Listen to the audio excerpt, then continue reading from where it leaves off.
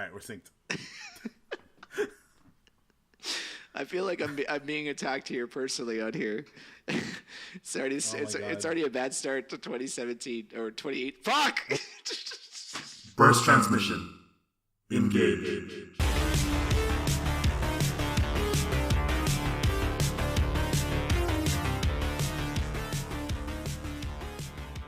I'm having a bit of an interjection issue here because we were having a rough start. But yes, Happy New Year to everybody.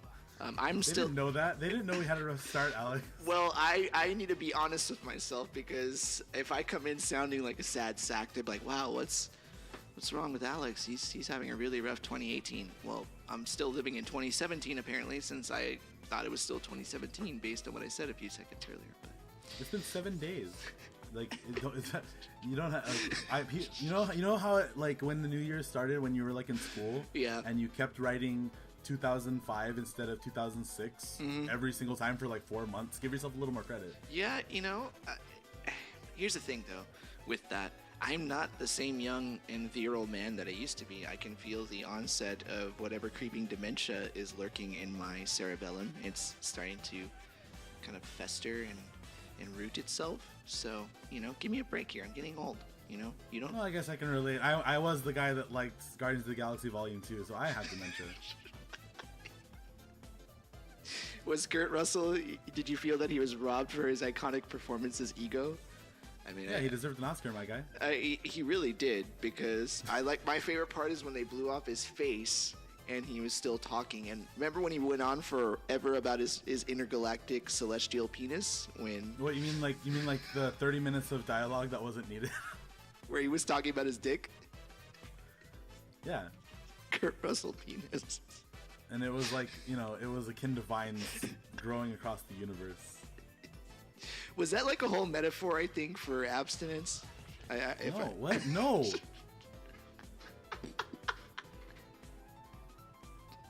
Alrighty then. Well, as you can tell, I was trying to throw you a bone because you were having this apparent like gigantic introspective enigma with yourself, and I was like, you know what? I'll throw myself under the bus. I was the guy that liked Guardians of the Galaxy too. All right, and I thought that I would help you out a bit. Well, as you can tell, I've been squandering 2018, and it's only been a week, so I gotta try. I gotta look at my resolutions for 2019. Anyway, so what have you been up to this week, Raul? This week, it was the first week of 2018, so naturally I sat around and played a lot of video games. Mm-hmm. I also watched. I've been watching two things. I've been doing a rewatch of Freaks and Geeks, which is a great show in its own right, and I've also been watching Hunter x Hunter. I'm finishing up. Okay, I want to talk about that a little bit. Mm-hmm. You know how shonen anime like that, the stuff that is battle centric and focused on like the little kids and stuff like that. Hunter x Hunter, first of all, is not necessarily for little kids like DBZ might be, but it's whatever. It's shonen, so it's very long and long-winded. Yeah. I watched maybe 120 episodes in 3 weeks. Holy shit! In 3 to 4 weeks, I watched 120 episodes, and I think my brain got fried. That's a lot, dude. That's literally a lot. That reminds me of almost like the Clockwork Orange section where they pried open his eyes and forced him to watch all that really violent stuff. I just imagine you coming home from work and just plopping yourself. Yeah, I watched at least in the actual work week. I maybe watched like 5 to 7 episodes a night, and it added up over a while. And on the weekends, there were times when I would watch like 10 to 15 even in a day. I can't even imagine. How long are each of these episodes? About 20, 25 minutes? 23 minutes. And how many would you say you watch in a row before you had to take a shit or do something? Because I don't have that kind of attention span anymore to even binge watch stuff. I get annoyed with 13 episode series, so... Well, I mean, the thing is that like during watching the show, I would be grinding in my like mobile games or something like that. Okay. I wouldn't want to sit. I can't sit there and just watch something anymore. Now, when you say grinding your mobile games, is this some sort of like weird nomenclature for you were masturbating while you were watching your show? Literally no. Sorry, I just heard grind and mobile. And I'm just. anyways, you were saying though, yeah, because I can't even, dude, like. For those Netflix shows, I remember when I used to be younger, I had a bigger attention span and I would love binge watching this shit. But now, I think one of the main issues why I can't consume a lot of the media that people give to me or suggest to me is because of the fact that I just don't have the patience for it. Even if it's good, you really have to hook me in order to keep me plopped down for, more than an hour. I don't know. It was definitely a personal project of mine. Like, I was part of a group of my friends that all started the show. Everyone kind of like caught up at different times. Like, one of my friends has a freer schedule than most people. I think it's because he works from home. So he watched maybe. I remember when I was on episode 20, he had already gotten to like episode 45 or something like that, or 50. Like, he basically watched double. The amount that I did on like a regular watch, and I already knew what I was getting into because the show's been around since 2011, and it finished in 2015 or 2014 and 2015 or something like that. So there was a lot to take in, and Shonen has like a track record for that kind of thing. So I think at one point I just kind of like sat myself down and started watching X amount of episodes a night. I took a break for the holidays, like the Christmas and New Year's. I took a break, but otherwise, I'm pretty much almost there. I think I only have like 10 to 15 episodes to go, and I'm done. Well, you have to let me know how that goes, because that's pretty impressive in itself. The fact that you can digest that much in such a short definitely period helped. of time. Yeah, it sounds like it. Keeping your focus on there, but. So you got your whole Hunter x Hunter thing going on. I recently had stumbled upon the St. Vincent album, which came out last year, towards the latter end of the year. It's called Mass Seduction. And it was one of those things where I was always aware that the album came out. I just never got around to it because I think I was still slightly traumatized by the latest Arcade Fire album. Oh, yeah. I was just sad. I was kind of sad about that, so I didn't know if I wanted to. For those of you who don't know, listening, Alex is one of the biggest Arcade Fire fans I know. I am the biggest Arcade Fire fan. I'm gonna just throw it out there. I will challenge. See, he's that big of a fan that he got defensive at a meaningless statement. Man, Raul, I have to say, dude, you were plotting out some pretty good attacks against me today. I have to say, even I find them entertaining. Oh but this is Alex's Feeling Attacked 2018. So I guess I'm finally fitting into my millennial skin. Oh no, I'm feeling not attacked, the millennial discussion. Let's save that for another podcast. But back to St. Vincent. The album is called Mass Seduction, and I was walking on the beach, and just kind of walking, and I like to put on albums that I haven't heard, and I just like to walk on the shore, and I don't stop until the album stops, and I just found myself the entire time throughout the 12 or 13 tracks, just very sonically, really, really appeasing stuff. There's nothing I can elaborate more upon without it becoming too long-winded, but she's just done a really good job of combining her guitar stuff. She's an amazing guitar player. For those people who aren't aware, she's a very unique guitar style of playing. And I think she did a really good job of merging electronic stuff too. It felt like a very healthy balance where she was still being like old St. Vincent, and then, hey guys, here's some new stuff. That's new sound. And the stuff she sings about too is pretty interesting. I can't really explain it except that when you hear it, the lyrics match the sensibilities, the sounds that surround them. And there's one particular song that really got me out of nowhere. It was called Happy Birthday, Johnny. And in it, she's talking about this guy, this story about this guy she knows named Johnny. It's never implied that they're friends or lovers. But I urge you to listen to it. That song to me was the most emotionally affecting, because it talks about this guy who is constantly suffering in his life and is trying to find peace. And the way she describes it, and it was just, even thinking about it right now is kind of emotionally devastating. Touch the heartstrings. Because she says, Yeah, it really does, and it's so simple too, because it's just her and an electric organ. Oh, that's with kind of strings. cool though. And it's just so simple, and it's these like very sparse open organ chords, and then when the strings come in, man, that's when you notice they come in and the words that they come in with. I always like to think about when an instrument comes in during a certain lyric, like if a person does it well. I'm always about that, because I always feel that the instrument is in service of the word at the moment, or the emotional context. And it was one of those musically sublime moments where, thank God, they picked that string and just let it be that string, because when you see what word it's paired with in the lyrics that come after, I just found myself to be a huge blubbering mess in the best way possible, and walking along this cloudy beach and just thinking about it. And it was funny when you hear St. Vincent talk about the song, because when I become really interested in a song, I like to find out as much as I can about it, and a lot of people have asked her about that song. And she's always saying about a person named Johnny in each one of her albums, so everyone's asking, well, who's this Johnny person? And this particular song is still about this person she's known. She's never really elaborated who it is, but it's a person who clearly suffers from mental illness and all these things.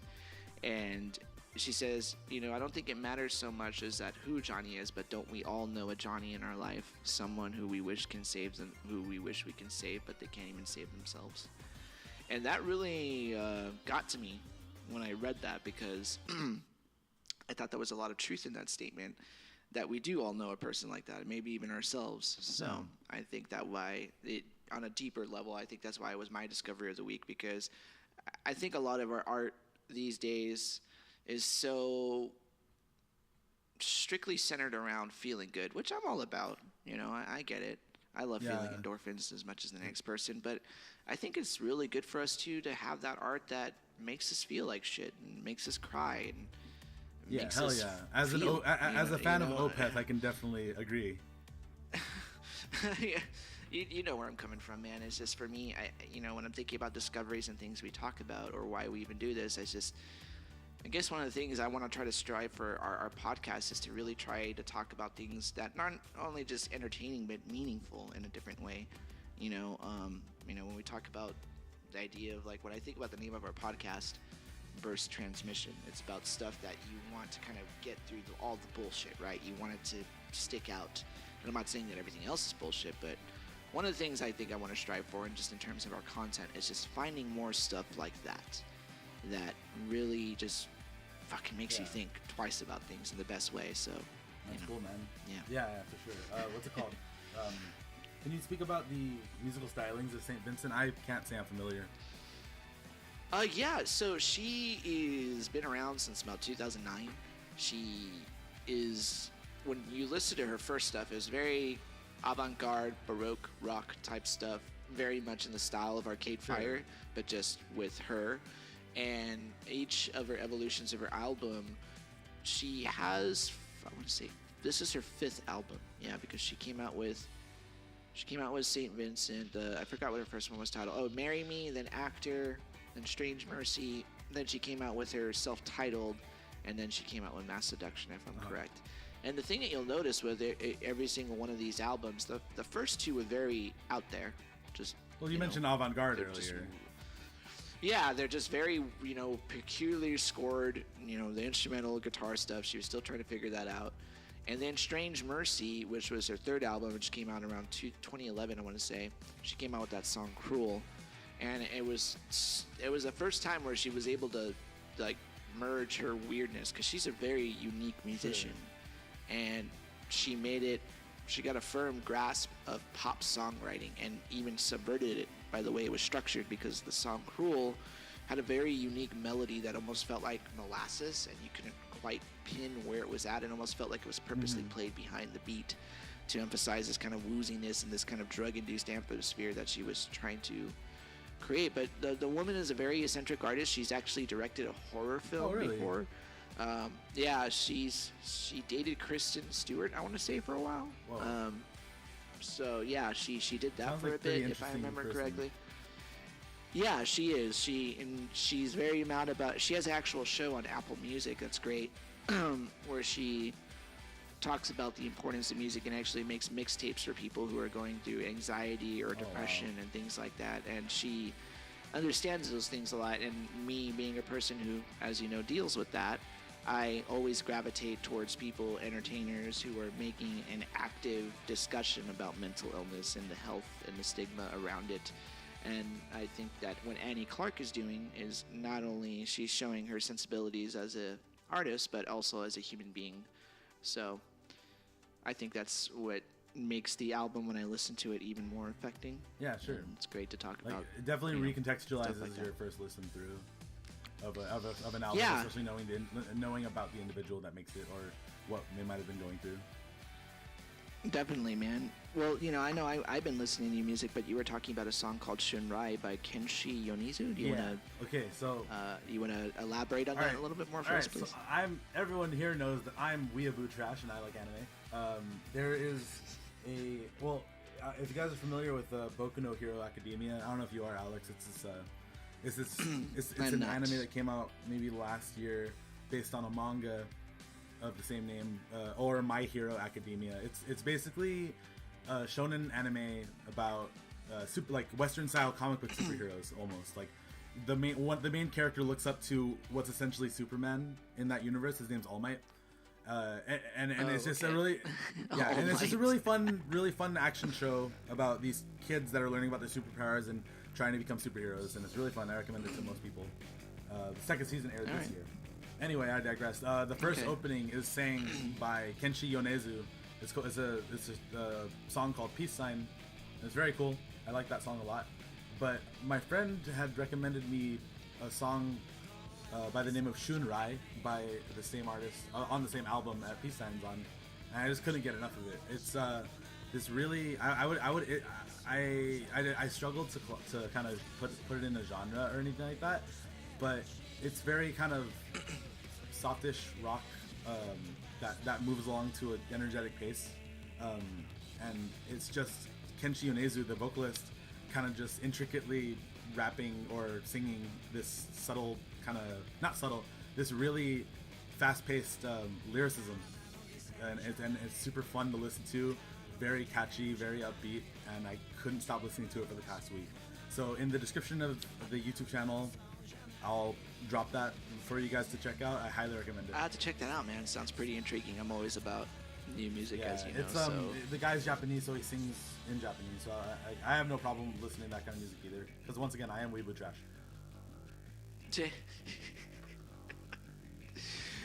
That's always great news to hear about your love for weeaboo trash or your. Just that's such a demeaning term on your own. It's all Why jokes, would you do that man. to yourself? But speaking of jokes, man.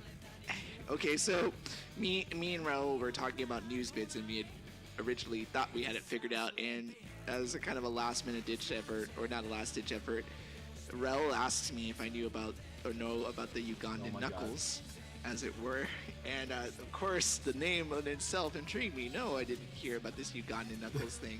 I actually saw a brief post on it though from I think we both know Doug, right? We both know Doug Miller. Yeah. I think so. Okay, yeah. So Doug on Facebook, Doug is a mutual friend of ours. Shouts out to Doug. Excuse me. So I had actually seen a Facebook post, like no joke, 15 minutes before I called you, or before we started talking, and it said the Ugandan Knuckles meme is probably better than all the memes of 2017 combined. And I was like, oh, well, Doug is quite versed on the meme culture, he really right? is. So he really is. Like, he's on top of that Shout shit. out to you, Doug, and your and your meme knowledge. Anyway. So obviously, if Doug heard about it and then Raul says it, I'm like, okay, well, it has to be good then, because these guys they keep me tethered to all things that are still young on the internet for the moment, because I am significantly older. And man, that video is just There's actually more videos like it. For those of you who don't know about the Ugandan Knuckles thing, there's this thing called VR chat. It lets you, like, it's a game that lets you be in VR or not, and you kind of walk around in the first person, but you have an avatar. Like, you can, I think there might be stock avatars, but people have been making a lot of custom avatars for it because via Steam, and they have the Steam Workshop and everything like that. So I guess this conglomerate of people made little Knuckles avatars that look really weird and have like googly eyes on them, and are really short. They look super derpy. They just kind of go around and harass people by like clicking their tongues and asking them if they know the way, and but they say like, hey, do you know the way? Do you know the way? I will show you the way, my brother. Like that kind of thing. But it's like 17 of them, and they're all crowding around people, and just it's incessant, and you can't hear past a lot of stuff, and they're just yelling. And the video graphics are just so bad, and the derpiness of the Knuckles, and it's just one of those dark side of YouTube videos. I think that you watch, and depending on your state of mind, this might either be the funniest thing to you or the most retarded. So I think it just depends on your personal trust me, like there's actually way more videos about it because the VR chat has gotten really huge lately. So everyone that's been on VR chat has seen these little Knuckles things harassing people, and I think I think I'm gonna, now that you've told me there's multiple videos, no.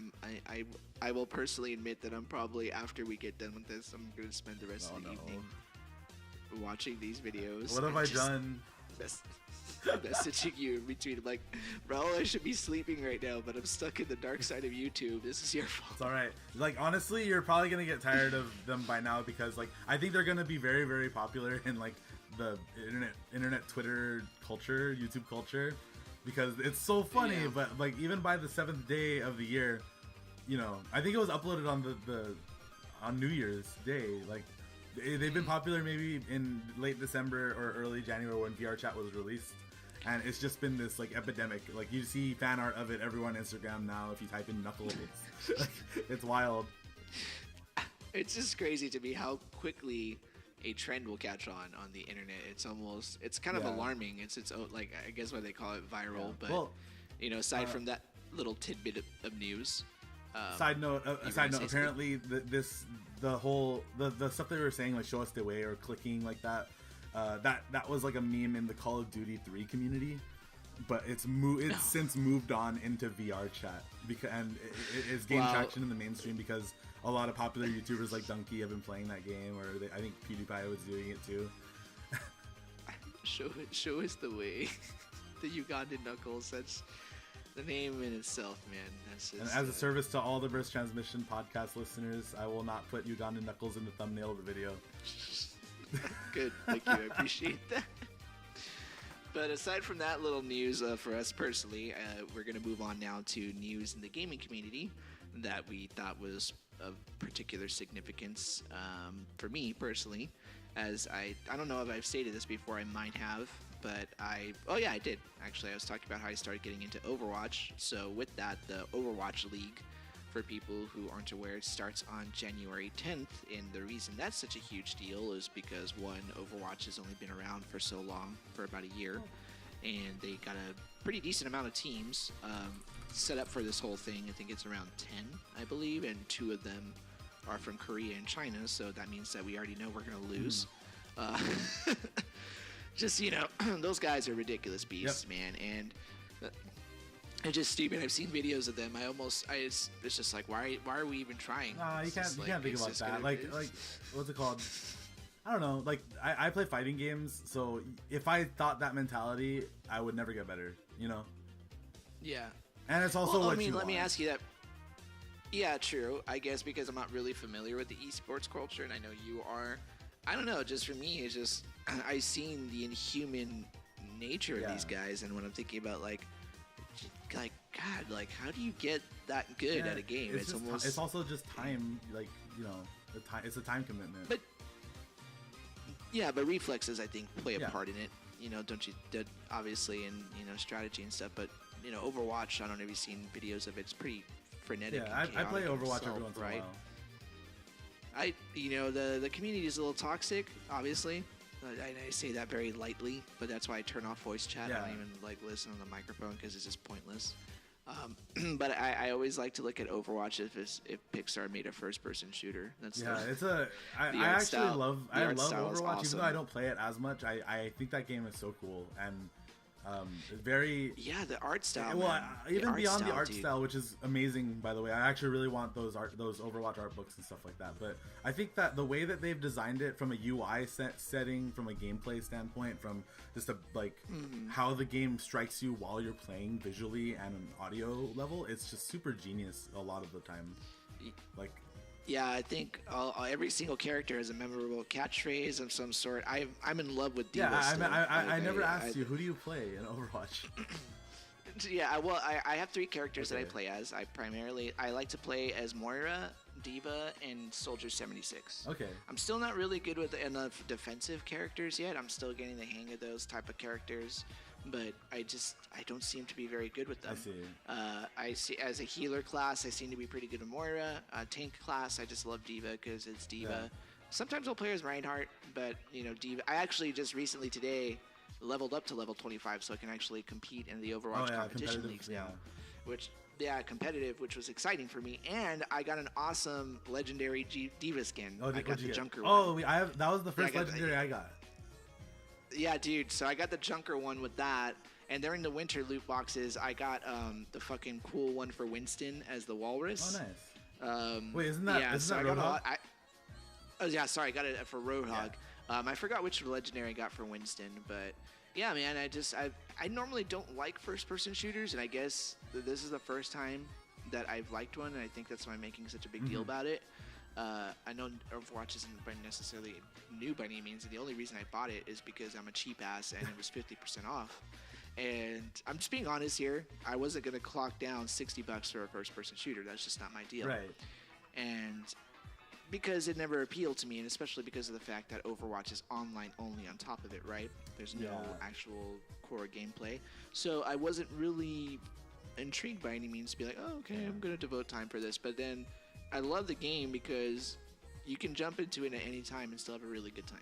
Yeah, what I personally love about Overwatch is that I don't like multiplayer first-person shooter experiences unless PvP. I mean, I don't like that. Like Call of Duty, those old Medal of Honor games or whatever. I wasn't too into them, but Overwatch, I feel like this is great for me because I love playing the arcade modes that they have. Like the May Yeti stuff. Did you get to play the May arcade? Yeah, the Yeti Hunter one. That was fucking awesome. Yeah, stuff like that. They do such a good job with the presentation and keeping it fresh. I just commend those guys at Blizzard. Like, they're awesome. Yeah, they are really not generally, but they are a very talented group of artists and creators. And like you said, the UI and the presentation of it literally feels like this awesome visual and audio feast when you hear all these iconic type of characters. In every single one, that's the thing that I'm really impressed with, that every single hero has a purpose and it doesn't feel like a throwaway or imbalanced. I mean, so obviously some people still need to be nerfed, like Junkrat, for Christ's sake. Jesus Christ. I won't even get into Junkrat or Bastion. I can go on for days with those guys. Be quiet, Alex. You're gonna alert the competitive Overwatch community, and they're gonna go down your throat. Like, you can counter Bastion this way. Wait, we'll get more listeners though as a result. They have to stoke the flames. Oh, I'm willing to. I'll take one for the team if it gets people listening. But yeah, man. So that's the thing for me that I thought was pretty significant. I'm just really looking forward to this Overwatch. So it's a competitive circuit. Is that what it is? Yeah, so it's a competitive circuit through esports that's competing for a $3.2 million purse. That's a lot of pizza. And yeah, it is. It's a lot of pizza and among other things, I'm sure. And yeah, it's just cool because you got all these disparate teams. You have the two from Korea and China, and then you have some from you have one from Boston, San Francisco, Dallas, Los Angeles. There's actually two from Los Angeles. And it's just interesting to see the team compositions and now even the skins. They have skins that you can win that represent the Overwatch leagues. Oh, cool. Yeah. So I thought that was pretty cool because the art design in Overwatch is fucking crazy. Yep. And I love even the little videos. Like some of those videos, man, those animated shorts. Yo, what's your favorite one? I have to say, dude, I want to say it's hard, but alive. The one where Widowmaker and Tracer is that the one where they're like Widowmaker sniping down the Omnic or whatever? Yeah, dude, and she just that one just totally got me. Like just from all ends, emotionally, the animation, just it was so I think Overwatch is a super interesting topic in gaming recently, in period. Like, Overwatch has been such a, like, it's like a gaming event that spanned over the last 1.5 years or 2 years almost, you know? Yeah, it's crazy, man. I don't know how to explain it. It doesn't. It feels like more than a first-person shooter. I don't know how to. Well, because like you're not just mean... playing like a Call of Duty soldier. You know, you're playing these characters that you kind of like. I have imprinted myself on my favorite characters. You know. Yeah. Like, I'm a Mercy main, and I love playing that character because I like her kit. I like the way that she moves. I played a lot of Medic in TF2, so I'm used to that. I've had to, you know, as she's gone through nerfs, so have I, and I've had to just cry at the nerfs. But I'm still with her, you know. But I am cheating on her with Moira right now. She's fun. Dude, Moira she's a great fucking character, man. I love her. Her DPS is awesome. If you get it's the really fucking good. ball in the right place. Yeah, it is, dude. And people are calling for her to be nerfed because, you know, like if you're fighting like a Sarah, like the stupid airborne girl. What's her name? Sarah? Farah. There we go. Farah. I don't know. I was about to say Sarah. Well, it rhymes, so give herself a little more credit. But she can reach there. But I'm having a hard time playing as Mercy, man. I think it's just because Mercy I'm not got nerfed too. Well, people. also because like I don't know. I haven't been keeping up with the competitive Mercy players because I don't know how it is post nerf, but she has to like channel her resurrection now, and that's like she has to stay in one place while she reses, and that hurts her a lot because if there's a Widowmaker on their team, you're just done for because you have to stay in one place. Yeah, right. And you're just I'm trying to get more used to like the team aspect of it when you're now that I'm in competitive play, actually adhering to the roles and seeing which one suits me best. But I always thought I wasn't gonna ever play any offensive characters, but I've been fucking killing it as Soldier 76. That is such a fun character. I never thought I would like that character because I was like, oh, he's just a Call of Duty clone. But no, he's super fun. No, he's fucking awesome, dude. His DPS, like if you really get a good like aiming like circuit and you do the Helix rocket combo, you're fucking. You just burst someone down. It's great. Also, he has great sustained damage. He has good mobility for the most part. Yeah, the fact that he can fucking run as fast as he does is just, I don't know, man. I can. It's really cool that you started playing Overwatch because I think, like, I was playing since release sparsely, but I kind of know how the game works, and seeing you kind of discover it with a fresh eye is really neat. Yeah, man. It's just like I said. It's one of those games that I never thought I would be so into. Yeah.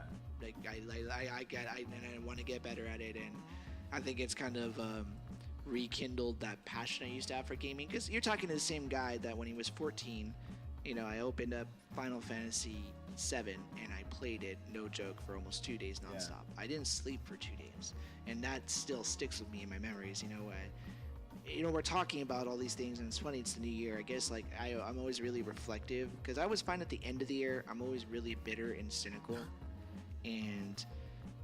Yeah, I mean, I not to get all serious all of a sudden, but like I'm serious. I'm being dead serious here. I get really just like accurate, I guess, and just so like, man, like I watch movies like after watching Star Wars and being dismissed by that.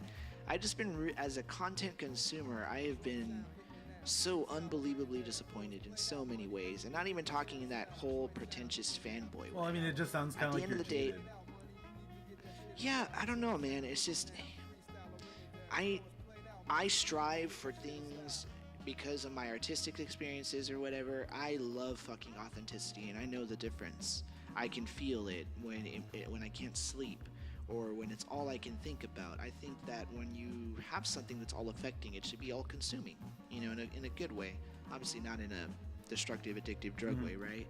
But I guess what I'm talking about is this. It's the type of art or games that you play that make you feel some kind of thing or an inclination for change because of that thing. And I think that if a video game makes you like feel these legit emotions, you know, or wanting to improve yourself or be part of a community, I think that's a really, really big thing because in our kind of culture that we live in now, like even music or movies, everything feels so processed, right? It's at the end of the day, I know it's to generate money, but I feel that what gets lost in that are all the projects that have heart, and that all the projects that are going to make me feel like, wow, like this is the shit that I want to do. Like, because sometimes as an entertainer, I mean, I want to make movies, right? Yeah. But if I look at realistically at movie culture, I sometimes think maybe I shouldn't be doing that because the movies don't get made for reasons that I want to do movies, and I don't want to end up hating making movies because of that. Yeah, it makes sense because you have to think about like the trade-off, like, you know, Yeah. the trade-off has to outweigh something. And I don't know if I'm willing to compromise that. That's the thing. Like, it's one of those things, right, where I could imagine if you're James Gunn or if you're the Russo brothers or anybody or Rian Johnson, you had these. I think a lot of times at the end of the day, people don't realize too that we get so lost in our anger about what we have. These guys are forced to handle multi-million-dollar franchises. It's not just a bunch of people.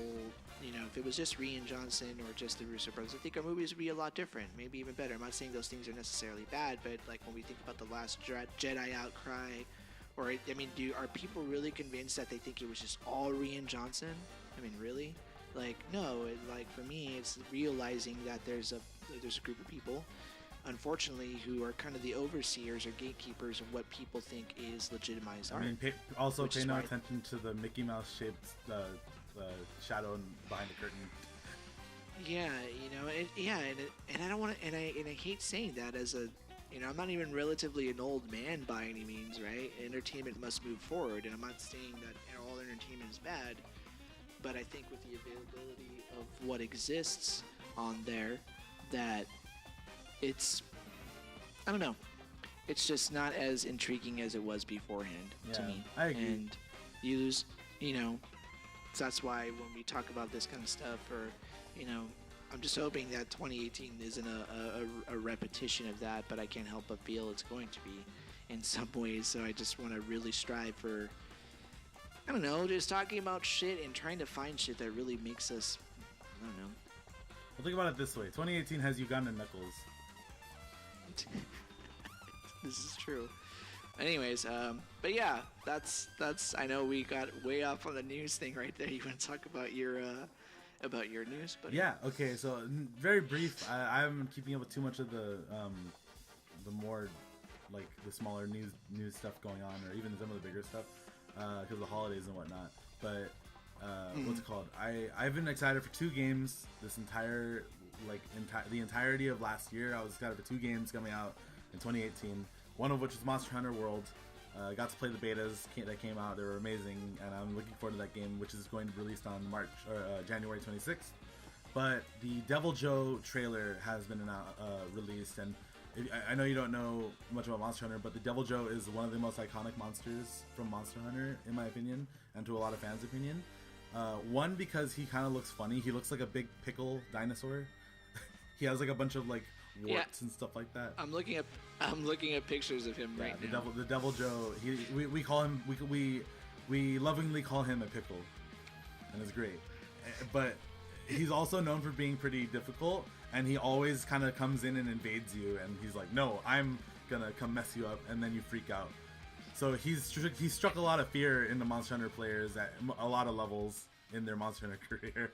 But that trailer came out, and I'm just super happy that he's in because he's so iconic, and it's going to provide us with more pickle memes. So that's great. Good on you, Monster Hunter community, for keeping the inside jokes alive. But yeah, that's pretty much it. That game looks amazing. I recommend anyone check that out when it comes out. It's going to be great. Dude, well, it's just I'm just still tripping on the name Devil Joe. Yeah, I think it means evil mouth or something like that, or evil jaw, in the Japanese translation. Because I don't think that's the actual Japanese name, but I was looking on Twitter, and I think roughly the real Japanese name roughly translates to evil jaw. So it's just Devil Joe, and it sounds cool. I think it sounds cool. But then he looks like a pickle. Yeah. Well, there you go. So that got announced. Once again, if any one of our listeners wants to play some Monster Hunter World when it comes out, hit me up. Second piece of news, we got the Super Saiyan God, Super Saiyan Vegeta, that's a mouthful, trailer. And it looks awesome for Dragon Ball FighterZ. And I don't think there's much else to say other than that game looks incredible. and I'm going to be playing the ever-loving crap out of it. So please hit me up to play. What do you think of Dragon Ball FighterZ, Alex? I think it's going to be the first Dragon Ball game that really feels that it captured the spirit of the series, and literally feel like I'm watching an episode of the show. Yeah. Minus all the long-winded dialogue and charging up your power balls and energy balls for 30 episodes, and then only to fire it to miss. But yeah, that's besides the point. It just looks amazing, man. Like what a time to be alive, technologically speaking. Just the fact that these things are even possible. You know, we talk about being jaded, right? Like, we find it so easy to fucking complain. I guess being on the TV side production of things now, the news and stuff like that, like the commercial graphic that you watch for 5 seconds has about 300 moving parts. Like, no joke. And that's for 5 seconds of something, right? So I think what this whole thing has taught me is to be a little bit more aware of the work that goes into it. It may not be the greatest thing ever, but these are people who are creating something. And these are people who, you know, and it's so easy for us to shit on it. And when I think of, like, you know, when we look at a game like Dragon Ball Z, like the one that's coming out, it's like, dude, like, somebody, like a collection of people made that, and it looks like my fucking childhood, and it's awesome. I think one of the cooler parts, I didn't mean to interrupt you. Are you going to say something? Yeah, it's fine. Okay, so one of the cooler parts of DB Fighters is that they're using source material from the manga as opposed to the anime. And like, I'm not saying that they're not taking any influence from the anime, because the anime is obviously based off the manga, but some of the more iconic attacks per character are ripped straight from the manga, and how their faces looked and how their expression looked, how the impact looks. Like Cell has the dropping elbow attack that he used on Vegeta.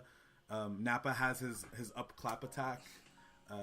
There's just a lot of care put into this project, and like what's great about it is that we haven't even seen the final product, but we already know that a lot of care went into it. I think that's crazy. Yeah, man, it's pretty nuts to when you look at that love and care, right? That TLC, that tender love and care that goes into pulling out those elements or things that people may not be as versed with. And I didn't even know that myself. I didn't know it was drawing from the manga more. And when you think about Akira Toriyama's artwork, that, you know, most of it was iconic because of the manga, because it has this sense of visceralness, right? There's just this real sense of when those fuckers got hit, you felt it in the manga. And those guys looked like they were not having a good day. So speaking of, I just want to comment a little bit. If you are interested in checking out some of the DB Fighters speculation, excitement, etc., I recommend my good friend Tatsunical on Twitter at Tatsu Nical. That's Tatsu Nical. Shout out to you, Tatsu, buddy. I hope you're doing all right. He is one of the most excited I've ever seen for this game, and it's going to pull him out of fighting game retirement. But he's just he posts a lot of what he sees from the trailers and what inspired them, and he'll use the hashtag DBFZ. So go check out his Twitter account, and he'll enlighten you with a lot of his Dragon Ball love if you're interested in this game as much as I am. Nice. I didn't even know about that. You know, but all news aside, right? I gotta tell you something, and it's top secret, so I'm gonna share it with you now. I got a button for my desk. Oh, you have a button? Yeah, I got a button for my I got a button for my desk. It's a really big button. I think it might even be bigger than Kim Jong-un's and Donald Trump's button. It's a nuclear button, and it's on my desk. I'm not sure if it works yet, though. I'm still. Hopefully, I don't. I don't think I've ever felt fear yet until he said that. Man, oh man, dude. I don't want to get too political on the podcast. Personally, if you wanted to, that's fine. But I personally am gonna hold my stuff aside. But I think that was a pretty alarming tweet, just objectively. I think that was our Cuban Missile Crisis movement. I literally feel that every single fucking tweet that, you know, that to avoid politicizing anything, it's just, it's a dick measuring contest at this point. That's exactly what I said. That's exactly what I said on Twitter.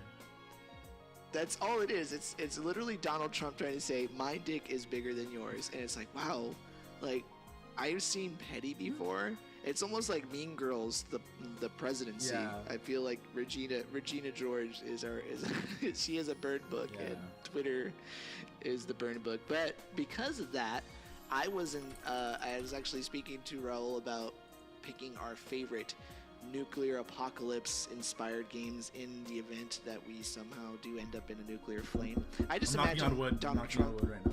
Yeah, right. I just imagine Donald Trump continually watching the scene in Terminator 2 over and over again. The beginning. Oh, where she like, has the dream. gets Yeah, nuked. one of the better Yeah, and scenes he's in just a lot of movies, by the way. It's really good. I remember as a kid, I actually was scared because I remember the date. Even to this day, I'm 34 now, right? That movie came out in the summer of 1990. Wow. I was 7 years old, and when it said August 20, I want to say it's 26th, right? 26th or 28th. It's one of those 1996. I literally thought the day that I'm like, wow, I'm going to die when I'm 13 years old in 13 days or 12 days, right? And when that day came, I was scared shitless. I'm not even joking. I had Armageddon anxiety as a 13-year-old child, and I thought that we were gonna die in nuclear fire. So this has all been great again to have my Armageddon. It's been great to have my Armageddon anxiety. No, it's all right. If you go watch Terminator 2 now, that scene will be like a cakewalk because that reality is about to come true too. Jesus Christ. In which case, I love you, Burst Transmission podcast listeners. I love you all. Yeah, right. Thank you guys. It was a nice run. But you know, all gallows humor aside, I thought, hey, let's talk about some games that have been inspired by that. And I actually picked a couple for a couple of reasons, as did Raul. And for me, the biggest one. Actually, I want to start from the least amount to the highest, and I'll just say for a particular reason. So I picked Chrono Cross, StarCraft 2, Fallout 3, and my top being Metal Gear Solid. What were your picks, Raul? My picks were that one part in Chrono Trigger where you go to the future. It's like, oh yeah, that was kind of dystopian, right? Like, you're there for a while though, so I mean, you do go there a couple times. But you know, I thought that was such an interesting environment, and it was so like, I think, aren't you like immediately ripped there after the prehistoric era? And yeah, I think it's when you have to escape the prehistoric era. Yeah, because you meet Robo correctly. There, and it's just immediate. It's just such an immediate tone change, and you're just like, oh, it's so dour. And I was like, I'm into this though. Yeah, it was fucking depressing, dude. Can you imagine being okay? That game came out in 1994. Yes. Right, I was 11. I was 2 years old. I didn't. Yeah, so I didn't discover RPGs till I was 13. Because my friend, I had to give a shout out to a friend, Sean Lozier. I don't speak to him anymore, unfortunately, just because, you know, moving and stuff. But Sean Lozier, it was the one that introduced me to anime. Like, he was the one. I never knew about RPGs before I met Sean. I didn't know about anime. The first anime I ever saw was Neon Genesis Evangelion. Oh boy.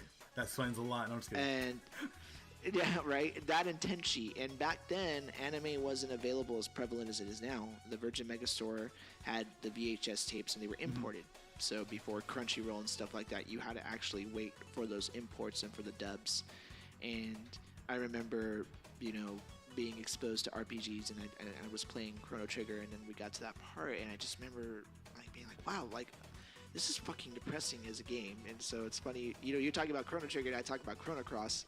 There's that part where they visit the Dead Sea. Yeah. In that game, and that game's underrated, by the way. Is when, oh, dude, that game is criminally underrated. To this day, I'm just gonna throw it out there.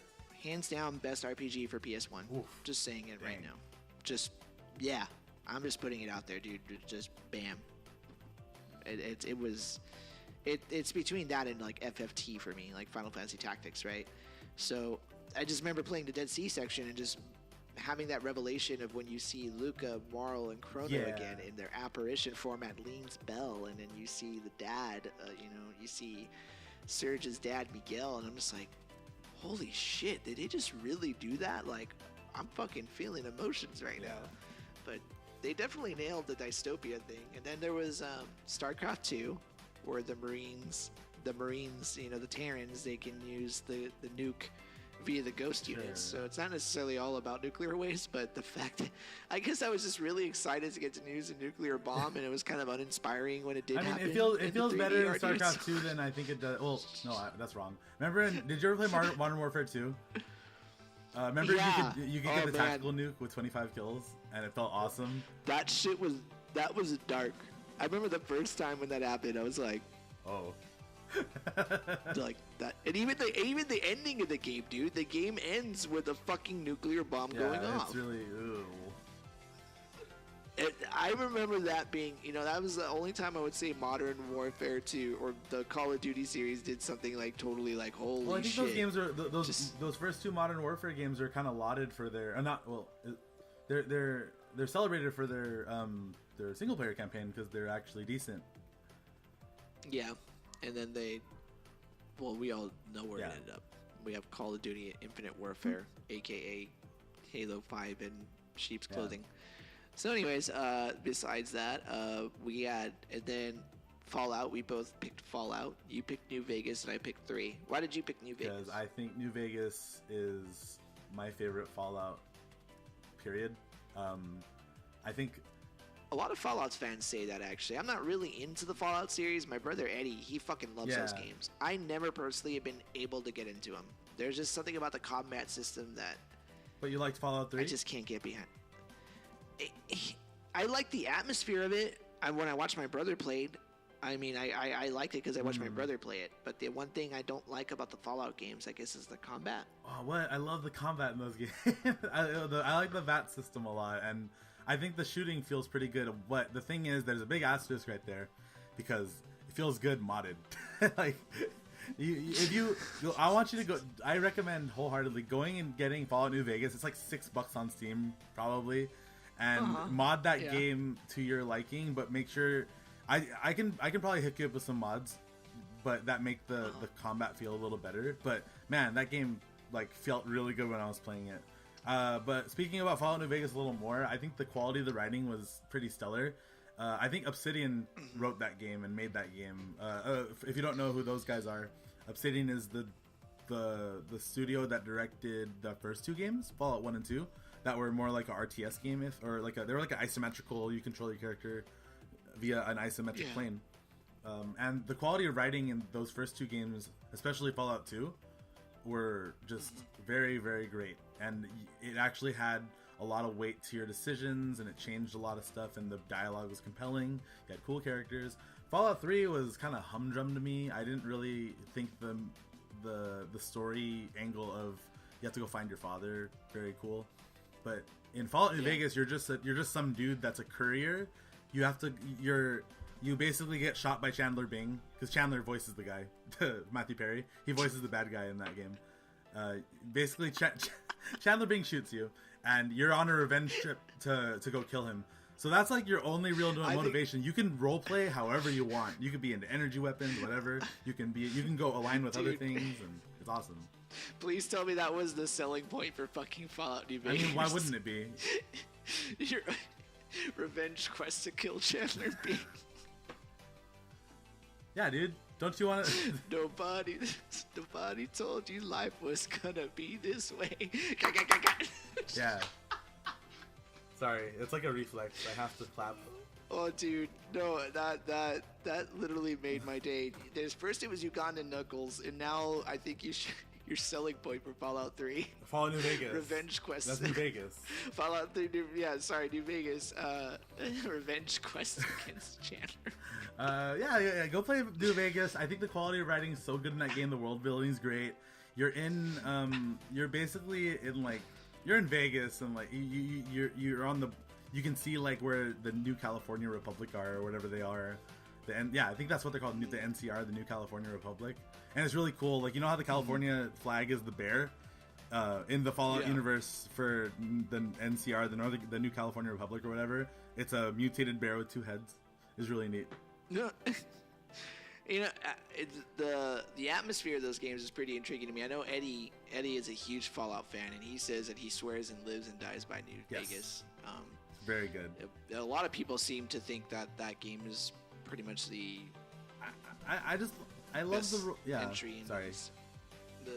No worries. There was a lot of backlash for Fallout 4. That game was not well received. I don't want to say too much about it personally because I did not play it, but I was basically in a Skype call throughout the entire month that the entire month of Fallout 4 came out, I was in a Skype call every night with people playing it, and their opinions of it just went down every single night. They were just like, "Hey, wait a second, this game, like, we really dislike this game." I was like, "Man, that bad?" Yeah, dude. Like, I got a lot of just my friend Carl. He's a huge Fallout fan, and he said that playing Fallout 4 was almost like giving yourself paper cuts in between your fingers every. So he was. I was like, wow, that dramatic. Are you familiar with how the dialogue wheel stuff works in the Fallout games, like Fallout 3 and New Vegas? Kind of. You know how you can pick like certain options. Yeah, you can pick.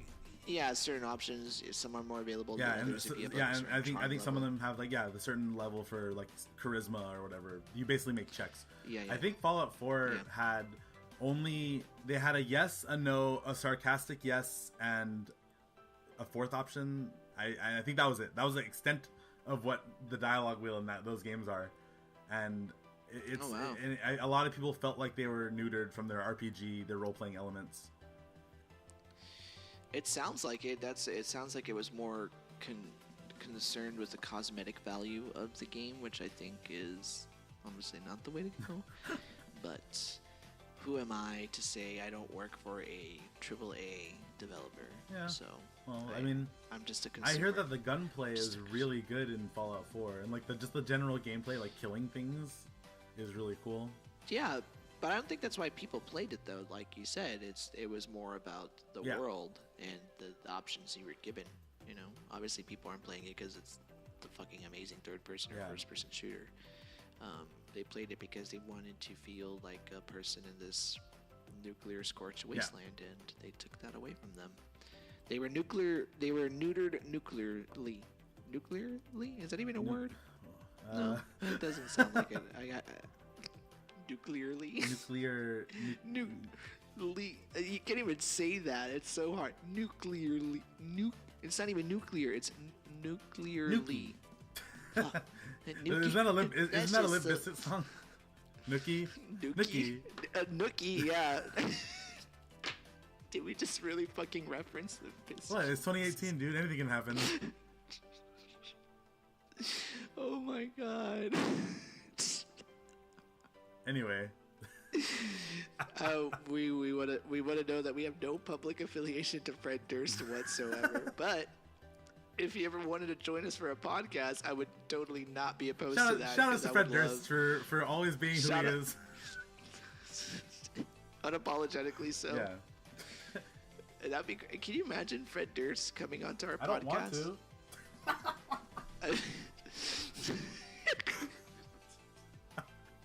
Well, that's that. But aside from Fallout, I think the game that takes the nuclear cake, the one that just can't stop shoving it down your throat of how bad nuclear weapons are. Yeah. Thanks to Nastasha Romanenko, is Metal Gear Solid 1. Man, that woman, I swear to God, after I got done, I wanted to join a fucking nuclear proliferation team and be like, fuck nukes! And I was 15 at the time. And I can imagine you with like a Che Guevara shirt on, and you have a beret for some reason. You're like, I hate nukes. I'm Alex. I'm 15.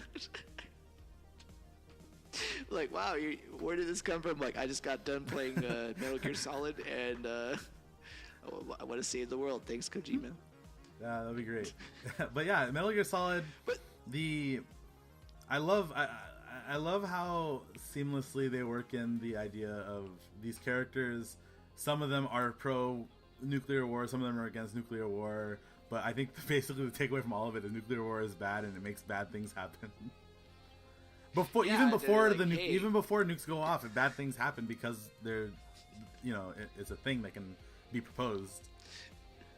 Well, it's just my favorite parts of the game, especially when you talk to Nastasha about her troubled backstory, when everyone decides to tell you their backstory for no reason.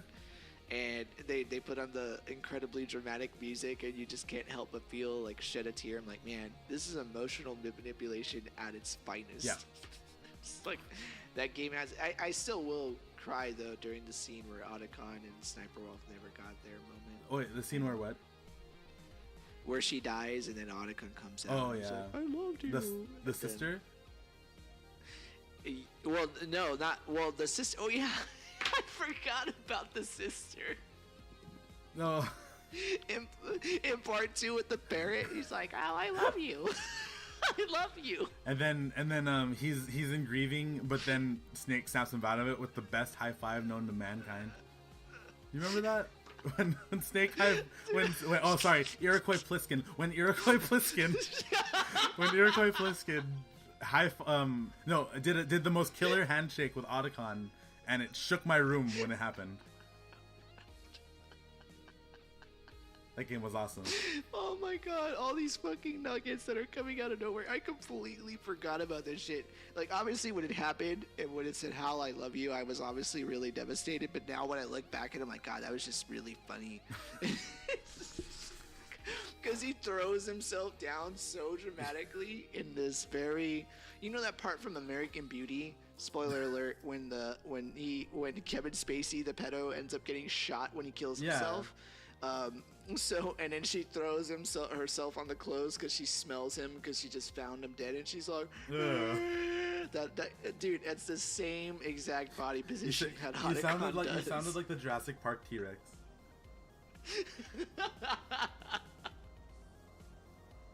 Minus the oomph of the base and the Lucasfilm reinforcement. Oh, sorry, I should say the Jurassic World T-Rex. Then it sounds way. Man, that's the most disappointing T-Rex growl I've ever heard. Or roar. Thanks. I know. No. The Jurassic Park one's so much better. Yeah, that one is pretty bamf. But yeah, dude, I don't know, man. Like that, some of those scenes in Metal Gear, they go for the melodramatic cheese, dude. But it works though because it's so it's so outlandish, but it's also like backed with like stellar writing for the most part. Yeah, it is. I think when the production values are that high, you can show a fucking hot dog falling in slow motion, and it would still be the most dramatic thing. I mean, what's different from watching Psycho Mantis say that you like Castlevania? Like, oh look, you have Castlevania save data. But that blew your fucking mind, though. He literally, because he was reading your memory card, but you didn't even think twice about it. You were like, holy shit, this dude. And when he made your controller move, dude, like... Oh my god. I mean, anybody who has ever played Metal Gear Solid will always tell you that was one of the most memorable moments in gaming. Absolutely. I still say that. The gimmick was. Yeah, dude, I remember clearly playing and having the hardest time. Like, you were forced to use the fucking codec, or how genius was it that you had to find Meryl's frequency on the back of the game box. Yeah, like the fact that it took like these two minor real-world gestures of a memory card, and you looking at the back of your box, but you feeling like you were part of it. Like little things like that make me feel like me in Metal Gear, like I was fucking Solid Snake. Like something as small as that, and that's what I thought that.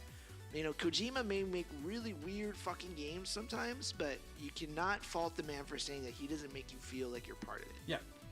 Like, like hands down.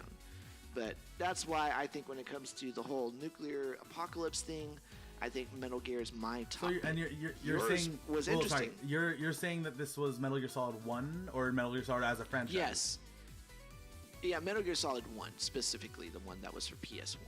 I know they kind of hit it a couple times in Snake Eater, but I don't feel as heavy-handed as it is in MGS1, where I feel they were really about, you know, they had to start the chords. They really, I was really impressed, you know, when you do those codec conversations, how just well written those are. Like someone just wrote the codec script, and it's this whole other game in itself. And unlike Metal Gear, The Phantom Pain, where they're like, you have to listen to the tapes to get the story. It's like, fuck you. Fuck you. God damn it. I was just like, man, those codec conversations from 1, 2, and 3, like, I think they're dope. 2 codec conversations were amazing. Oh my god, dude. The ones the ones in part 2. I am hungry. 61 when fucking Colonel Campbell goes crazy. That was another what the fuck. I remember. I do remember that because you let me borrow that game, right? And I beat it the day we left for the Impulse tour in 2008. Oh, you don't remember? Dude, I talked to you and Eric about it in the bus all morning. Oh because dude, I remember. For those of you who don't know, me and Alex did a tour with Impulse, the drum corps, in 2008.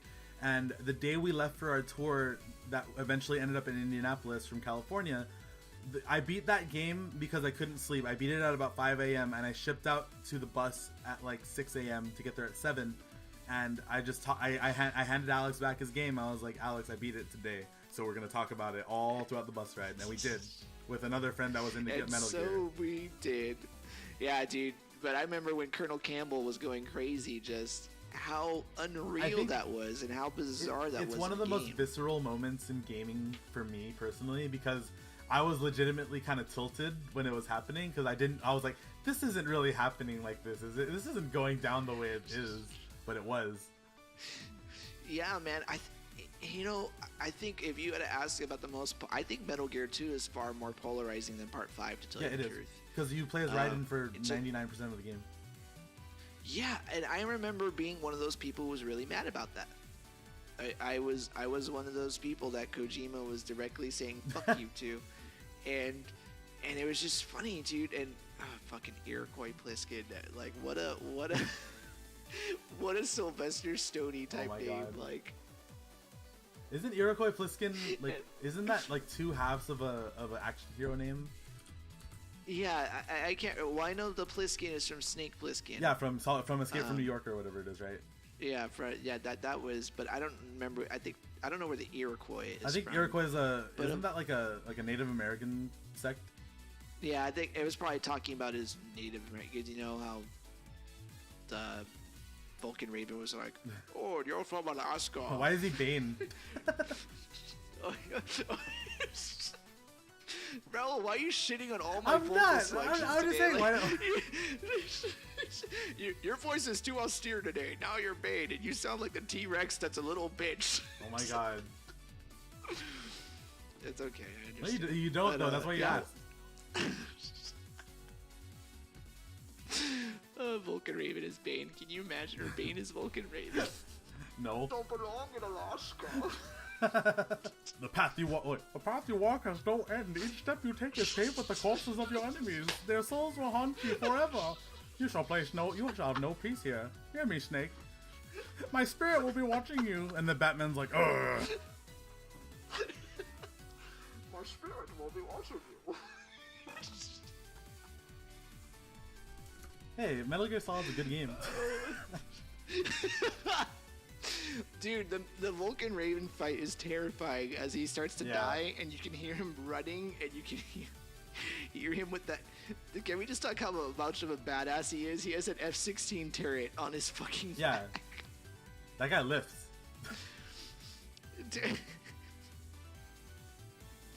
Dude, I still think the roster of bad guys from Metal Gear Solid is the most iconic. I like Metal Gear Solid 3 cast of enemies a lot. I do for what they presented, but I felt the Sorrow was such a letdown. I thought that was going to be much better. I'm a big Sorrow apologist. I actually really thought it was haunting the way they presented the Sorrow to you. Do you think so? I mean, I understand in the context of, like, obviously it's all the people you ever killed, right? I get that. And that in itself, but I guess for me, it was just one of those things where I kind of had to just trust the creator, but I don't know. There's something about that boss fight just didn't... It was kind of like the same with Fortune. I was really excited for that boss fight, but I was just like, oh, I just have to dodge her lightning bolt the entire time. That, for me, I thought was going to be a lot better, but... With a lot of those kind of high concepts, though, there's only so much you can do in the fight context, right? You can't always fight these type of things, too. So I got to be aware of that I think the Beauty and the Beast unit gets a lot of flack. I think they're cool. I was about to say, they're my favorite, aside from MGS1, in terms of that, because I felt they were the ones that, like, dude, Crying Wolf is one of the most intense fucking boss battles, I think, ever. I think that whole section where you go back to... So what's it called? The island from MGS1. That was my favorite part in the game, dude. It's like poetic justice that you go back and fight Crying Wolf there. Right, dude, and not just only that, but what a great moment for the fans who have been there from the beginning. Like, I remember when they say we were going back to Shadow Moses and seeing it on PS3. Because you know that Kojima already knew, like, people are going to be like, man, I wonder how Metal Gear would have looked on PS3. I almost felt like he did that to kind of show you. And then when you see the base, and it's so cool, too, because obviously it's more realistic looking, but the base seems so much smaller. Did it feel smaller to you? It did. When you went? Because I think PS1, they had to get, it felt like they had little sections as each loading area, so it felt bigger because you had to go through more of those things. But PS3 had bigger draw distances and stuff like that, so you're able to see it for what it really was, and it kind of felt like kind of a limited area. Yeah, but I think there was something cool about it too, because it kind of speaks into the whole idea of age, right? When you're a kid, everything seems so much bigger. Yeah. And just even showing how gaming got bigger in that way, I thought was really, really interesting. And the fact that it was all covered with snow and fucking crying wolf, and man, that crying wolf boss battle, dude, it's really good. It was just really fucking cool. And MGS4, I have a lot to say about MGS4. I think that game hasn't aged very well personally for me, but I think the cool bits of that game are some of the best in the entire series. Well, yeah, dude, the introduction of the Beauty and the Beast unit, I think, has to be one of the coolest fucking moments ever. Going through the microwave was one of the tense things I've ever had to do. Oh my god, dude. The microwave, bro. I forgot about that shit. I felt so bad for Snake. I literally thought that man was gonna die in that moment. Me too. Like, I was like, he's not gonna make that, dude. There's no fucking way. Like, what I really appreciate about MGS4 is they really bring Snake to, like, I'm surprised he still lived, to tell you the truth. Me too. With everything that he went through, I was just like, man, how is this guy still alive? Like, Foxdie didn't kill him. He's like the fucking Kratos of the covert operative world. He just will not die. The Sisters of Fate could not destroy me. The God of War could not kill me. Yeah, dude. Metal Gear Solid. Oh man, what a great franchise. I love it so much. That's why I love talking about these moments, because so many of these have like left me, but that goes to show you how iconic they are. That the moment you say them, it's just the immediate recollection, this immediate recognition. And just being so, I can still remember how awesome it felt to play those moments. Just even when you're going up the elevator in the cargo elevator in Metal Gear 1. Yeah. There's just every moment felt so. I could close my eyes and tell you about every part of that game. Although I will say having to do the fucking key cards was painful. I don't want to talk about the key cards. I think the thing about Metal Gear Solid that I personally think that I regret a little bit is that I took the novelty of Kojima himself as that wild director. I took that more. I paid more attention to his novelty of game development and cinematography and presenting a story than I did the actual elements of anti-war sentimentality of those games. You know what I'm saying? Well, I think it's hard though, because that's what a lot of people. I mean, that's what Kojima is, though. I mean, he's like he's a storyteller. Yeah, he's a storyteller. Like he's what I think Michael Bay wished he could be. Where Kojima gets away with the excess, but he does it in a way that I think serves a story as opposed to make it a headache. Yeah. But yeah, I mean, I think for a lot of the messages and the stuff that I was trying to bring awareness to, in a video game, no less, there was a certain seriousness that, even though it was campy at times, when it came to the nuclear stuff, it took itself pretty seriously. And it was creating a lot of interesting dialogues, I think, at the time that a lot of people hadn't been concerned with in a game. And he was the first guy I really felt that took this technology and was like, look, this is what games can be. Yeah. I truly feel that. Like, he was just like, look, man, this is what the fucking art can be. Like, here, we can compete with this shit. And I can't imagine the blockbuster world of video games without Metal Gear Solid. Mm-hmm. It's one of those things where, you think about Star Wars. Blockbusters didn't exist until Star Wars did. Really? Yeah, dude. Like, prior to 1977, there was no real blockbuster, like, franchise, like an actual... Oh, okay. I see. Yeah, there was big movies, but not in that way, where you're starting to create these events, and essentially, right, across the summer, where they're based on genre and spectacle and franchise stuff. But, I don't know. That's just something... Well, like, prior to then, because back then, movies... I get what you mean. I don't know. I'm thinking about, like, stuff like... I guess when you said blockbuster, I didn't correlate it to like these big events. Like I thought you meant just like these movies that everyone talks about, clamors about, goes to see, etc. Like Star Wars became an event, and it inspired a lot of stuff like that, where movies became gigantic events. Well, yeah, think about the 3 movies that came out that year in '77. Jaws, Close Encounters of the Third Kind, and Star Wars. I have a point. All, yeah, dude. Movies after that became these huge spectacle events because nothing like that had existed in that kind of level. And I think that's what I'm talking about, like with games. I mean, like, yeah, you had the Super Mario World and stuff, but that to me felt like the first game where it's like, holy shit, like this could be something. Like, I don't know. I agree. Realize. I agree. You get where I'm coming from, right? Yeah. I think Metal Gear Solid 1 is one of those games that can only exist as a video game. In terms of like the actual feelings, emotions, controls that he wanted you to feel in that video game. If you translated it to a movie, it would have none of the it would have only a fraction of the impact. Do you think it could succeed as a movie? I think it could succeed. I don't think it would meet Kojima's vision. Like, because I think Kojima also defines himself as a movie maker, but he does it via the medium of video games. Because he likes doing stuff like that where he makes your controller move when Psycho Mantis is reading your mind, you know? Yeah. And he makes it so that as like you're trying really hard to get Snake out of the microwave. That only works in the video game because you're trying to get the character out, you know? You're not just watching it happen. You're trying to get him out because you're controlling Snake at the end of the day. Yeah. And well, his games are definitely cinematic. I mean, because at the end of the day, they still are video games, but they are cinematic. I think that's where he succeeds. But they're cinematic in a game in a way that only video games can convey. Yeah, you're right about that. Like, I don't know. Go ahead. Oh, so I lump MGS1 in that category where this is a video game that only can that is great and one of the best video games ever because of the way it presents itself in its own medium. And I put that in the same grouping as Nier Automata from this past year, 2017. Games like that only can exist as a video game and succeed because they are video games at telling cinematic stories, telling their narrative, etc., and getting the point across of these characters that you come to grow and love. They can only it's only because of how they play. You know what I'm saying? Definitely. I think that's what, we're talking about. I know this could be something we talk about later, but, we're talking about games that could function as movie adaptations, right? Yeah. That's why I'm really worried about The Last of Us. I was going to mention that. Yeah. I remember I played that game with you. Yeah. If you had to ask me an experience that I remember, we beat the game in one day.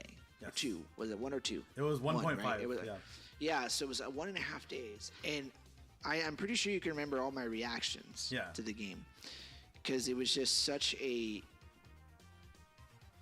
Man, like, I would have to say, I don't know, that rivals probably Metal Gear is one of my most amazing gaming experiences. I think because of the time I experienced it with you, too, in my life. Yeah. I was just going through a lot. That game was a lot. I remember even telling you that, like, that game felt like that game captured how I felt in my life at the time. Mm-hmm. And I think that's why it was so affecting, and I think that's why I'm worried about, like, adaptations like The Last of Us. I don't think you could recreate that in a movie. Because I think so. I guess this is where we kind of dissent. Also, this is still on topic because that's kind of a dystopia, right? Yeah, it is. Yeah, it is. I think The Last of Us in and of itself is kind of just a big movie. Like, nothing that the gameplay gave to you kind of felt that way, except for maybe that one part at the end where you have to the very last mission where you're controlling Joel. Maybe that. Yeah. But as far as like what you have to do in the game, it's just a pretty straightforward Uncharted kind of game, you know? And it's Naughty Dog, so they're going to make a game like that. But I would say that Uncharted is more true to itself as a video game than The Last of Us is. Well, why do you think that The Last of Us was so affecting then? If we're looking at the game as a medium, right, like where we cross that line, should it be a movie or should it be a game, or is it limited, or is it mutually exclusive to either? Because then that's where you get into that situation where it's like, okay, yeah, it was presented in a cinematic way, or it wasn't unique in the gameplay, but yet it's getting all these Game of the Year awards. So I don't know. What do you think in terms of those games that are presented in such a high production value, but maybe aren't that innovative in terms of gameplay? I have a lot to say about this because I think Last of Us was definitely kind of this big gaming event where a lot of games now kind of take place in the same fashion. I'm looking at God of War 2018. God of War 2018 is just The Last of Us with Kratos. In the way that it's presented to you and how it plays. Like, the thing I liked about God of War was hacking and slashing and doing some stupid combos that were akin to almost Devil May Cry or Bayonetta almost. And you could just, you know, it's Mash Triangle Simulator 2005, but it's still fun and thrilling and engaging and felt good to rip people apart. In this game, I feel like the whole third person over the shoulder shots, they don't add much to the experience of God of War as a video game. It feels more like just a movie that you can interact with a little tiny bit. And I think it's funny you talk you talk about the whole like representing The Last of Us. I feel The Last of Us has been both a bane and a blessing to the AAA culture for third person, just because it's kind of like what I call the Christopher Nolan effect in DC films, where everything's trying to be grounded now, right? Like, not all games need to be The Last of Us. I'll agree with you. Yeah. You know, not all games need, or not all movies need to be Christopher Nolan grounded films. Like, those things have a time and a place, and I think even me, for a while, I got kind of caught up in that with my own storytelling. Oh, I want to ground everything. I want to make it more realistic. Like, that's cool to an effect, but then everything starts to feel very homogenized. We talk about everything feeling the same. It's because the problem with these big event movies is that when they're big events, everybody's trying to recreate them.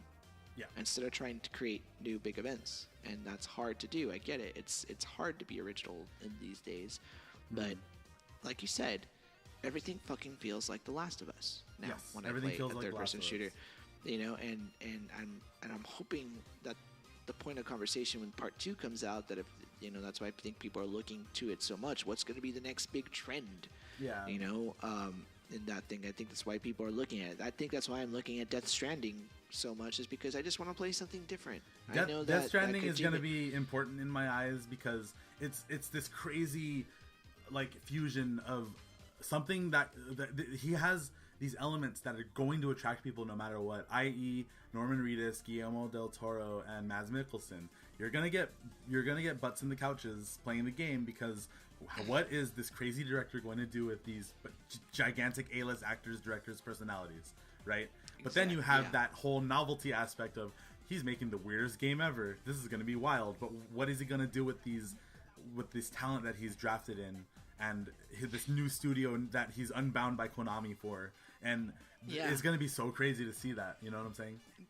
Exactly, dude. And that's one of the things I think I'm so excited about, is that it feels unpredictable. Yes. Like, this is the first time in gaming, I think, in a long time where I'm like, I don't know what the fuck this thing is going to be, and it's awesome. Yeah.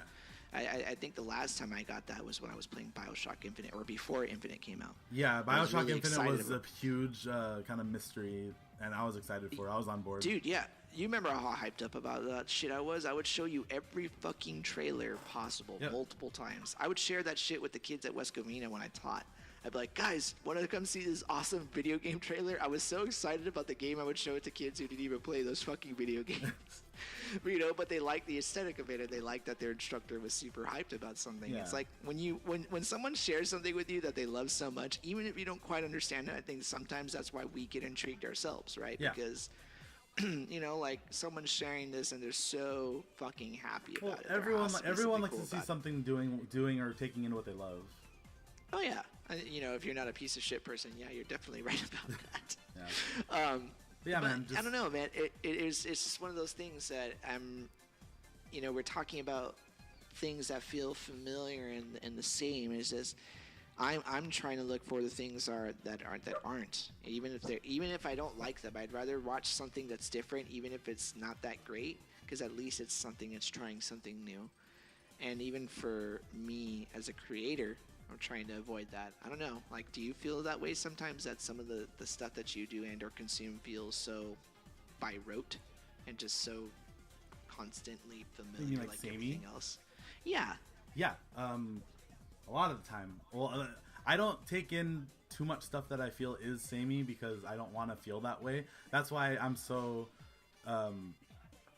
jaded about first-person shooter type games like Call of Duty. Yeah, you were saying about the homogenization of things, right? Like, everything feeling, I don't know, like, just so. It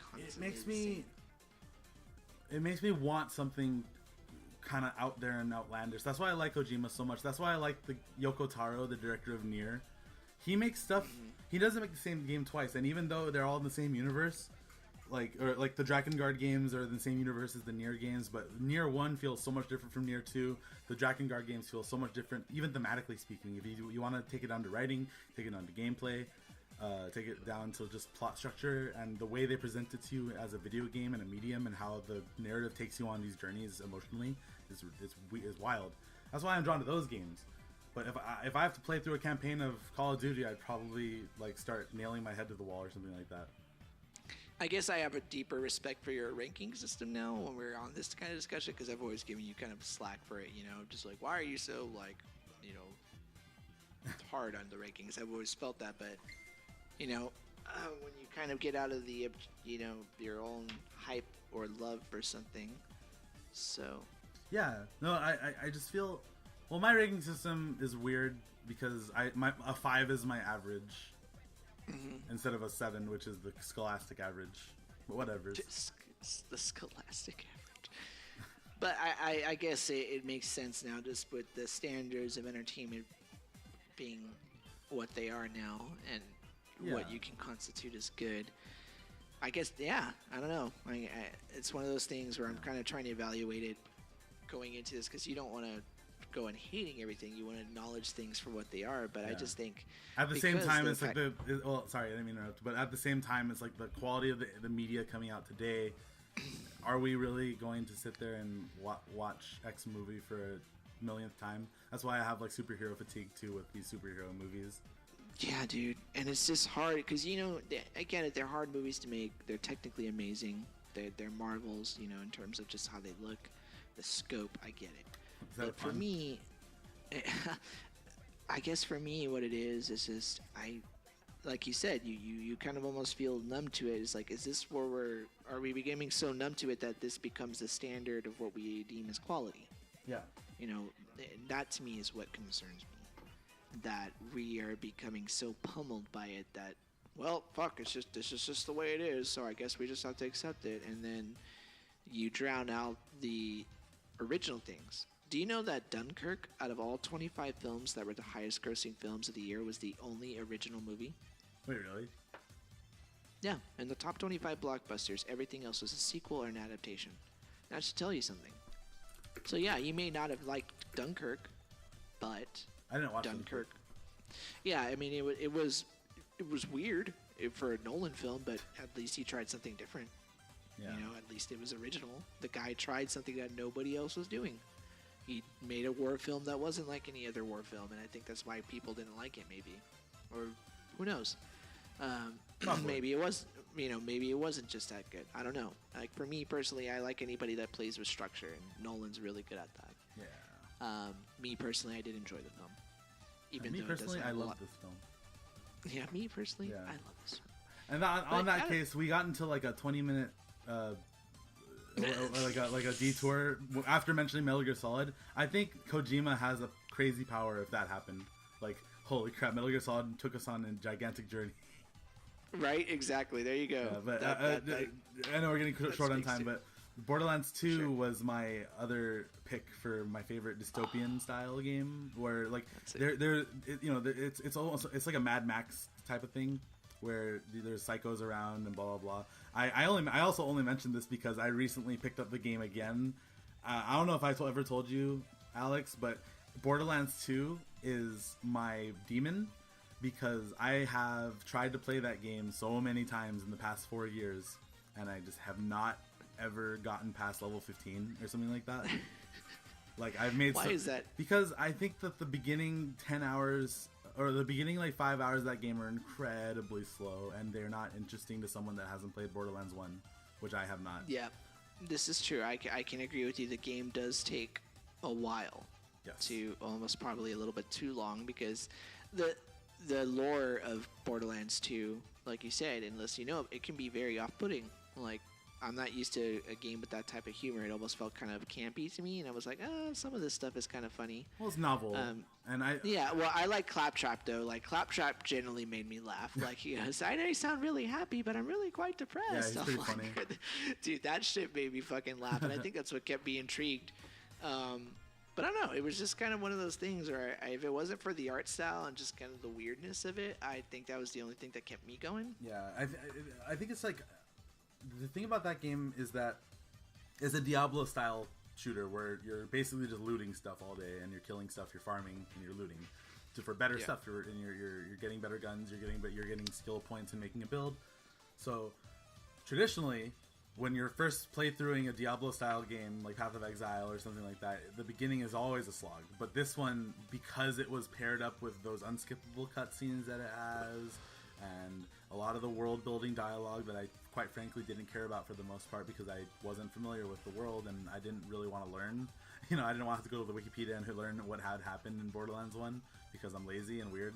But it was just so, it turned me off so hard. But at the same time, I saw the end game gameplay and I was like, it looks so fun. And I think I boiled it down to, it's only fun for me when I'm playing those style of games with other people. And I was playing the entire 25 hours I tried to play that game for. I had 25 hours logged into it before I logged into it last week for the first time in years. I was playing alone those 25 hours, but recently I've been playing with a party of friends, and it's the most fun I've had in a long time. It's awesome. Well, I'm glad that you're enjoying it now. I mean, I think it's going to be something that when you get to it, especially like around the end game, you'll definitely appreciate it. Yeah, definitely. For sure. But those are my picks. Borderlands, Fallout New Vegas, and that one part of Chrono Trigger. Yeah, mine's are Chrono Cross, StarCraft 2, and then Metal Gear Solid. I think with that, that's pretty much the end of the episode. Yeah, that's the podcast. That's the podcast, and as usual, we are very thankful for those of you who are listening to our rants and raves. Yeah. And as always, Raul, thank you for being awesome. I'm really looking forward to getting this stuff even more developed in the year and having more great conversations. Yeah, what's it called? Look out for our Twitter at BurstCast on Twitter.com. That's at BURSTcast on Twitter.com. And we made a YouTube channel, which you're probably listening to this on right now. So go ahead and give us a follow, give us those likes if you would be so kind. And look forward to some awesome content in 2018, guys. Yes, it shall be grand. You guys have a great night. Right, take care and have a great week. Bye. Transmission ending.